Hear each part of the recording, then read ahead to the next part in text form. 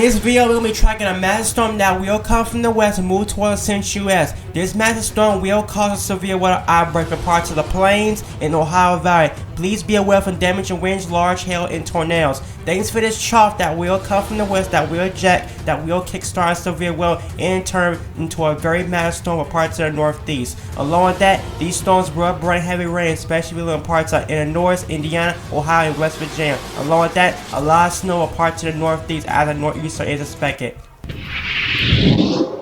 Alright everybody, so now let's get right into the video. So hope you're having a very good Easter so far. I am too. In this video, we got some big topics to talk about because we have a massive storm that will be working its way towards the center of the country that will bring a massive severe weather outbreak and a winter storm for parts of the northeast. So if you like these detailed videos that we do on my channel, please hit that like button, subscribe, and let's hit on towards the video because we got a lot to talk about. And I do have another video coming out tomorrow because we have severe weather tomorrow and the day after. So it's springtime, and this is the type of stuff we see for this time of year. We head into April, we head into towards peak tornado season, so this is the time of year where we start seeing stuff like this. So what's causing severe weather? What's going to happen tomorrow? Thanks for this big storm that's happening back towards the west. Right now, it's not doing really much of anything but bringing snow and a little bit of rain, but that storm will strengthen, and it will strengthen fast, and it will bring severe weather for parts of the central U.S. So we got a system right here that's bringing a lot of cloud cover for parts of Texas in the southwest region. Also, a little storm system that's spinning up back towards the Pacific Northwest towards Idaho. But things are fixing to get busy. In a busy weather pattern as we're getting towards April. So now, I'm not going to show you this because we had some big storms coming. First of all, this first big storm is going to bring us severe weather and also more storms after that. So by the time we get in towards tomorrow, the day of our severe event for parts of Missouri, southeast Kansas, and Oklahoma, yes, look at this. Here's the storm system starts firing up around April 1st. These storms will bring severe storms, large hails, damaging tornadoes, and damaging winds. Not only that, there's a Day 3, yes, a Day 3 enhanced chance for severe weather for parts of the Ohio Valley, including eastern Kentucky, Ohio, and eastern Tennessee. Yes, days of flex can get busy. But as we get into the 3rd, the system works its way down towards the east coast, towards Georgia and the Carolinas, moving towards the northeast. So severe weather could be possible for parts of the Carolinas. The northeast, get ready for a huge snowstorm, late season snowstorm. This pressure does deepen and gets pretty strong down to a 980 millibars, bringing lots of heavy snow, late season snow for parts of the northeast, including New York, Massachusetts, and even parts of Maine. And also after that, we might have some more few storms that might come after that, but a little bit too far out. So take with a grain of salt. And when the European model does show a big storm, possibly around the 10th, but that's a little bit too far out, so take that with a grain of salt. So now I want to show you this because what kind of weather we're going to have for the first couple of days, the first week into April, because not too much going to happen as we get in towards the 4th, but the first 3 days is going to be very active of April, but what's going to happen after that? So by the time we get in towards the 1st, right now, the reason why it's so warm right now for parts of the southeast is thanks for this ridge of high pressure that's in place right now.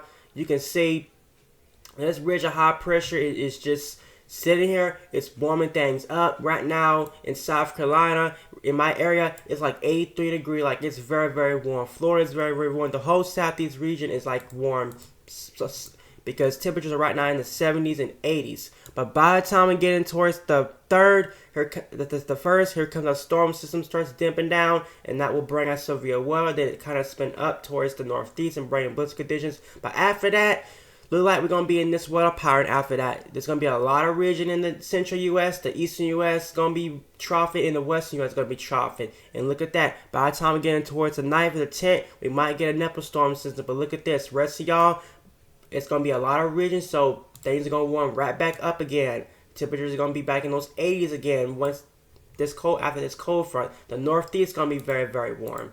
So now let's get right into our stormy concern because we have severe weather. And this, guys, this is very concerning. And it's something we have not seen since last year. So first of all, we do have severe weather tomorrow. I'm pretty sure one of these will get upgraded to a moderate risk just because the enhanced chances so far. Day 3 enhanced change, you know that could be a moderate risk easily.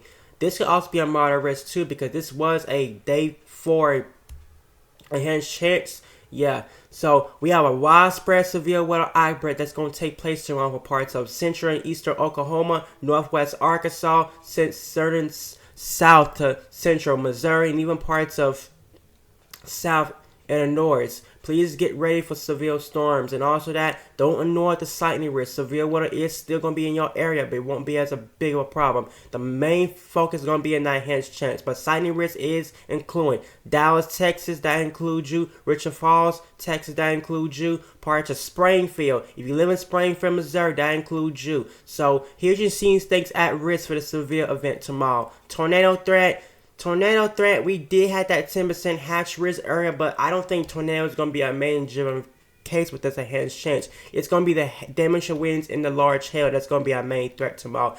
And the reason why I'm saying is because the thing is, there's not a lot of wind chill. There's not a lot of turning in the winds to support tornadoes, but tornado threat is still there, and it don't annoy. Just because it's low doesn't mean it's there. A 5% tornado risk is still there. Look at this. And also that 2% risk does include 2. Don't know that 2% risk. Tornadoes are possible in that green. So if you live in parts of eastern Oklahoma, northwest Arkansas, Missouri, parts of south Indiana, and in the north, please be aware for the tornadoes. Wind threats also down. There's a 30% risk for winds of seeing 55 knots or greater for parts of these areas. So if you live in parts of Missouri, South Indiana, and the north, parts of Wichita, anything in that yellow or higher, please be on the lookout for damaging winds. And what's driven this enhanced chance for severe storms? The large hail. There's a 30% significant risk for large hail, 2-inch or bigger. So please be aware for that. Parts of Oklahoma City, that includes you. Please be aware for large hail. And also, there's also severe weather on the 2nd. This is already a day 3 enhanced chance for severe storms for parts of eastern Kentucky, South Ohio, and even parts of West Virginia, because it's Western Virginia, not Western Virginia, West Virginia, because it's West Virginia. So West Virginia, you're under enhanced chance for severe storms. Parts of southeast Indiana, please be aware for severe storms. And also, that enhanced chance does include 2, so please be aware for that. And also, there's no hatch risk for severe weather, but I'm pretty sure we will get it pretty soon. But there is a 30% risk of severe weather on this day. Louisville, Kentucky, that includes you. Charleston, West Virginia, that includes you. So, Cincinnati, that includes you. So please be aware for severe weather. So what's causing severe weather outbreak? Well, first of all, we got to look at this trough, because this trough is going to be our main driven cause of the severe weather. So this trough will be working its way down towards April 1st. And look at this. There's going to be a lot of wind. This is why we don't have that highest threat for tornadoes, because the wind energy is just not there. We don't have enough of it, and there's not enough turning in the winds. But look at this. We do get this trough that does drive out severe weather, but prior to the plains, by the time we're getting towards the Ohio Valley event, the trough does get a little bit stronger. But watch this. 2 jet streams will merge together, and look at this. It creates a very huge storm. So this trough right here is going to cause severe weather. So now, temperatures for tomorrow. Temperatures are going to be pretty warm for a lot of people. Look at this. Waking up temperatures already in the upper to mid 60s. Like, yeah, that's more like April. It's like it's already April. Temperatures right now are so warm right now. And look at this. It's even gonna get warmer. Look at this. The high on tomorrow it's gonna be it's not only gonna be warm, but it's gonna be hot for some people, especially if you live in parts of South to Central Texas. Temperatures gonna be in the upper 80s to 90s. The whole southern U.S. except the Southwest is gonna be very, very cold. Not cold, warm. Temperatures in the Carolinas going to be in the 80s. The deep south going to be in those 80s. I mean, it's definitely feel like spring. And look at this. By the time we're getting towards April 2nd, waking up April 2nd, yes, it's going to be very, very, very, very warm. Look at this. By the time we're getting towards the 3rd, yeah, it's going to be very warm. But look at this. The 2nd, it's going to be very, very warm. Especially if you live in parts of Florida, South Florida. It's not only going to be warm, but it's going to be hot. Temperature's going to be in the upper 80s to low 90s. I mean, boy, it's feeling like mid-April. April right now. The temperatures right now are in the low to mid 80s for parts of the southeast, but get ready because it's fixing to flip.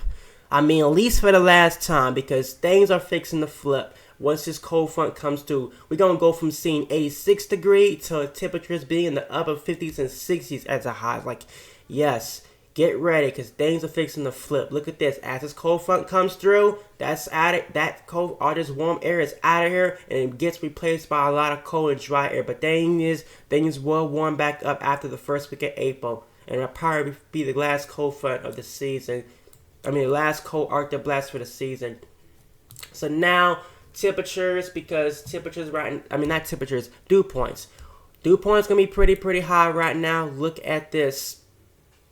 By the time we get in towards April 1st, look at these dew points right now. Dew points are in the 60s. Like that's very never support severe weather. Parts of eastern Oklahoma, Missouri, parts of south in Illinois, parts of Missouri, dew points are gonna be in those 60s.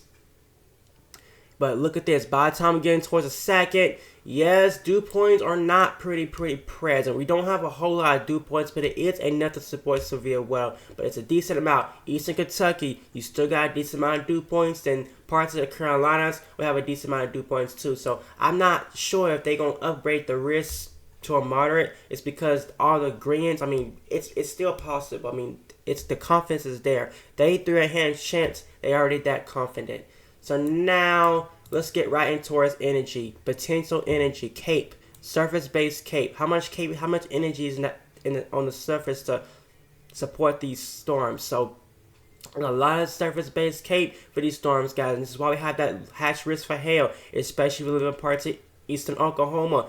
You need that instability to support large hail, and we have it. We got anywhere from 1,000 to 2,000 joules per kilogram. Most of the Cape is going to stay down towards Texas, and the reason why is because those very warm temperatures. But even though y'all not going to see severe weather is possible for y'all. You still got that slightly risk down there. But look at this, the 2nd of April. Look at this. Parts of eastern Kentucky, yes, we don't have a whole lot of Cape, but it's a decent amount of Cape. Enough to support severe storms. Then parts of the Carolinas, you do got a lot of Cape, so I'm not sure. I'm pretty sure they will put a severe risk for parts of the Carolinas because all the greens is just there. I mean, you got the Cape, you got the instability, you got the dew points, you got the windshield, and I forgot to show you the windshield. Like everything is there to support severe weather for y'all. So I'm pretty sure we're gonna have a slightly risk of severe storms of parts of the southeast, including Georgia, South Carolina, even North Carolina.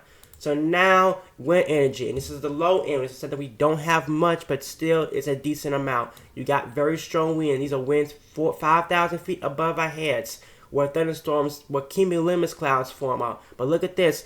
On the first day, April 1st, on the first severe event, we don't get a whole lot, but we do get a decent amount of parts of Missouri. So that's why the storm of Dixon had that 10% hatch risk for tornadoes, is because that's where the strongest wind chill is going to be, but that has changed because winds right now are still not quite strong enough, but still enough to support severe weather. And look at this, system works its way towards the east, and it does bring a decent amount of wind chill for parts of North Carolina, South Carolina, to eastern Tennessee, eastern Kentucky. You do get a decent amount of wind chill, so y'all can see severe weather on these days too. So now, how much rain we gonna see? So how much rain these systems gonna bring? So we're gonna see a decent amount of rain for parts of Ohio Valley, parts of West Virginia, the Ohio Valley, including Ohio itself, Pennsylvania, New York, parts of Indiana, and the north. You can see anywhere from 3 to 6 inches of rain. How about the southeast region? Yes, you will see a lot of rain too, but not as much. Anywhere from a quarter to an inch of rain. GFS model does kind of hype stuff up, but kind of know what the hype, but it's not hyping stuff up this time. Still showing the same amount of rainfall for parts of Ohio, parts of Indiana and the north, West Virginia itself, and look at this, not as much rain with parts of the southeast. How much snow are we going to see? Because this system will bring a lot of snow. Parts of the northeast, look at this. A lot of snow for y'all, especially for parts of New York State, New York City. A lot of snow, parts of Massachusetts, Connecticut, Delaware, and even parts of Maine. A lot of snow for y'all, and also a lot of snow in parts of the Rockies and in the Northwest. See a lot of snow. GFS does hype stuff up when it comes to snow. Look at this. GFS is hyping stuff up, so take this with a grain of salt with some of this, especially if you live in parts of western Maine, the GFS wants anywhere from 28 to 30 inches of snow, like that. With that much snow in just in one storm system, that's a lot of snow that can fall. And also the western U.S. is going to see a lot of snow too. But look how much snow is going to fall now into April 16th. That lets you know winter is over. I mean, not much is going to fall since the 5th. I mean, we're still going to see a lot more for parts of the higher revisions, but not as much is going to change. So, snow season, say goodbye. So, this is going to be it for this video, guys. Please hit that like button, subscribe. Don't forget, I have another video coming out tomorrow because I'm pretty sure we will get that moderate risk, all because of large hail. And also, that day 3 enhanced chance, we probably going to get a moderate risk for that. So stay tuned for that. And also, don't forget, because not only a big video coming out tomorrow about severe weather, how about my first 2024 hurricane season outlook? That is coming out tomorrow. My first 2024 hurricane season forecast is coming out tomorrow. So I gotta get very busy tonight because I gotta make these slides. Because this season is going to be bad. It's going to put us in line with 2020 most likely, because we got La Nina coming back, and the Atlantic waters right now is very, very warm right now, which you typically see in mid-April already. So please stay tuned for that. 2 videos coming out tomorrow. I will do my first hurricane season forecast starting tonight, and that video is coming out tomorrow, and it's a huge forecast. I'm going to be showing you all the forecasts, how strong La Nina is going to be during the hurricane season, how many named storms we're going to see, and how many landfalls we're going to see, and where these storms are going to go. So please stay tuned for that hurricane forecast coming out tomorrow. So, yes. So please stay tuned for that. So, see you on my next video. Peace.